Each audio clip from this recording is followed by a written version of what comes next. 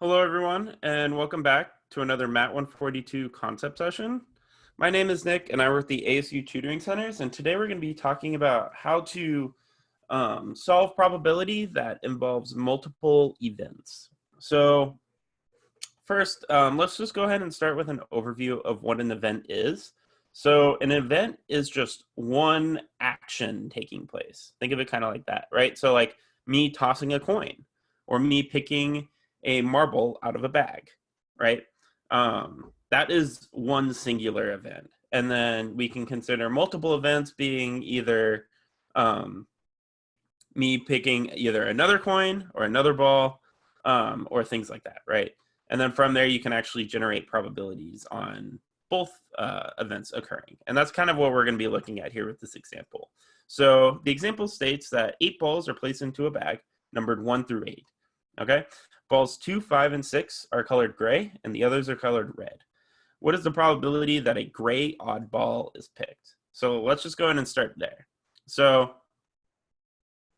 first off, what they want us to know, or what they want us to find out rather, is what is the probability that a gray odd ball is picked. So let's go ahead and just kind of write it out real quick. So we have 8 balls, right? So 1, 2, 3, 4, 5, 6, 7, and 8, right? So each of these is just 1, 2, 3, 4, 5, 6, 7, and 8.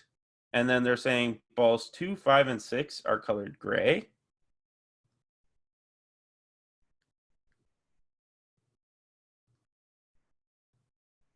And then 6.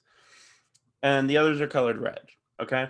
So this is actually going to go back to kind of like what we've been talking about with fractional probability, right?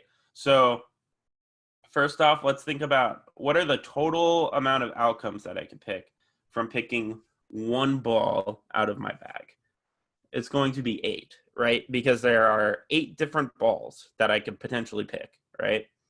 Now, for our numerator, remember, we want to put the number of considered successes, right? So in this case, how we're going to determine whether it's a success or not is whether I pick a gray oddball.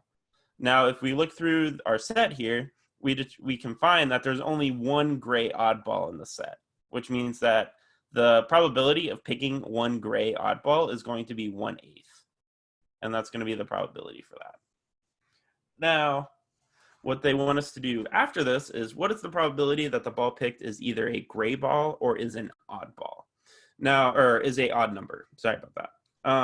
Now, with this, we're actually going to use something called the addition rule. Now, what the addition rule actually states is that we have P of A union B, right? So that means either the A event or the B event happening. In this case, our A event will be that a gray oddball is picked. Or, sorry, a gray ball is picked.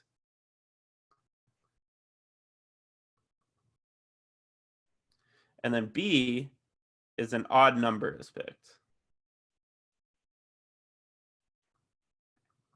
Okay.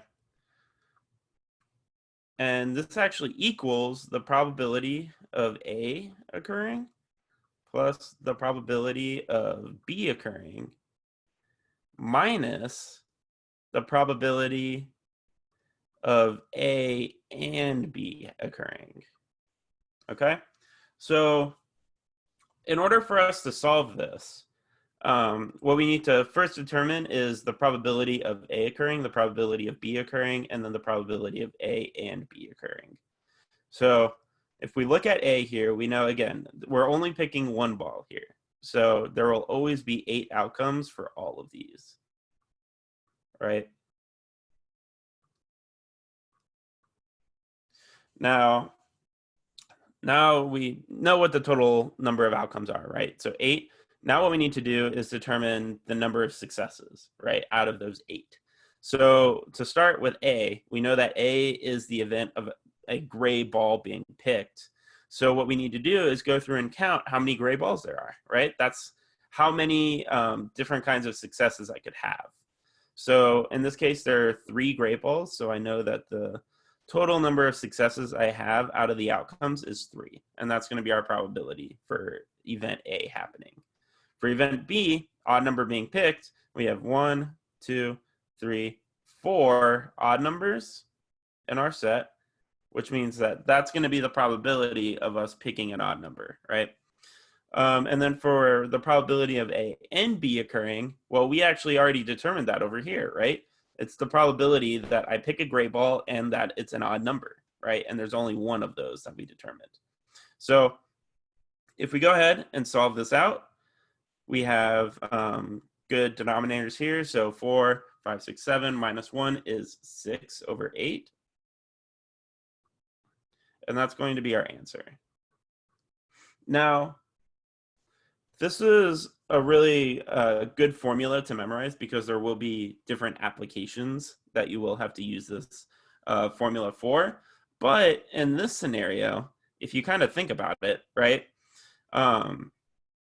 there's actually a faster way to kind of do this just because we do have all of our outcomes here. And we can actually just use our fractional probability formula that we've been talking about. So we know that there's a total of 8 balls, right, in our set. Now what we need to do is count, and it's more so we're just shifting our definition of a success, right? So our definition of a success for finding this probability is finding a gray ball that's picked, or having a gray ball that's picked, or having an odd number that's picked, right?